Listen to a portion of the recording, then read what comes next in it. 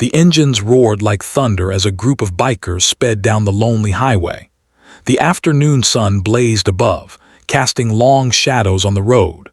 Suddenly, out of nowhere, a tiny girl, no more than 7, stumbled into their path, waving her trembling hands. Tears streamed down her dirt-streaked face as she screamed, "Please, please save my mom, they're hurting her." The bikers slammed their brakes. Tires screeched. For a split second, everything froze, the world, the sound, even their breath. Their leader, a tall man with a scar on his cheek and eyes that had seen too much pain, threw down his helmet. "Who's hurting your mom, sweetheart?" he asked gently. The girl pointed toward a narrow dirt road that led to an abandoned warehouse. "They're hitting her, and she's not waking up." What the bikers did next would change their lives forever. Ryder was the leader of the biker group known as the Iron Souls. To the world, they looked rough: tattoos, leather jackets, loud engines. But to those who knew them, they were men with hearts bigger than their bikes. That afternoon, they were riding back from a charity event where they had delivered food to orphaned kids. But what they didn't know was that fate was about to test their souls in a way no charity ever could. As Ryder knelt before the little girl, he noticed bruises on her arm and dried blood on her knees. She was terrified. Her name was Lily. Her voice shook as she tried to explain what had happened. "My mom, she works at a small shop. A man came today, angry. He said she owed him money. She said she'd pay next week, but he got mad and started hitting her. I ran to find help, but no one listened. Then I saw your bikes and—" Her voice broke. She buried her face in her tiny hands. Ryder's chest tightened. He had a daughter Lily's age, a little girl he hadn't seen in years because of his broken marriage and the life choices he regretted. Looking at Lily felt like staring at his own child calling for help. He stood up, jaw clenched. "Boys, we ride." Without hesitation, the bikers turned their engines back on. The ground shook as the Iron Souls followed Lily down the dirt path. When they reached the warehouse, they could hear muffled shouting from inside, a man's voice, loud and cruel. The door was half open. Through the crack, Ryder saw a man holding a woman by her hair, yelling and throwing things around. Ryder's blood boiled. He didn't think twice. He kicked the door open with one heavy push. The bikers stormed in like a storm of justice. "Hey," Ryder's voice thundered through the room. "That's enough." The man turned, startled, holding a broken bottle. "Who the hell are you people?" "Men who don't stand by when someone hurts a woman," said one of the bikers. The man sneered, "Stay out of this, old man," and lunged forward.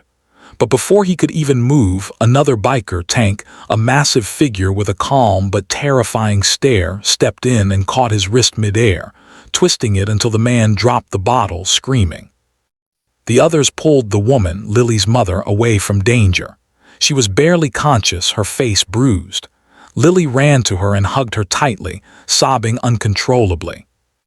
"Mommy, please wake up, I brought help." Her mother opened her eyes weakly and whispered, "My baby," before passing out again. Ryder immediately called for an ambulance. Meanwhile, the man who had attacked her was held down by the bikers until the police arrived. When the sirens finally echoed in the distance, Ryder looked down at Lily, who was still clinging to her mother's arm. He knelt beside her. "She's safe now, Lily," he said softly. "You did the bravest thing anyone could do." The little girl looked up at him, tears still glistening. "Thank you for saving my mommy." But Ryder shook his head. "No, sweetheart, you saved her. We just followed your courage." A few days later, the bikers visited Lily and her mom, Sarah, at the hospital. She was recovering, her face still swollen but her spirit unbroken. When she saw Ryder, she smiled faintly. "You didn't have to do all that," she said. "You could have just called the police." Ryder smiled. "Maybe, but sometimes justice shouldn't have to wait for paperwork." Sarah laughed weakly. "Well, I owe you my life."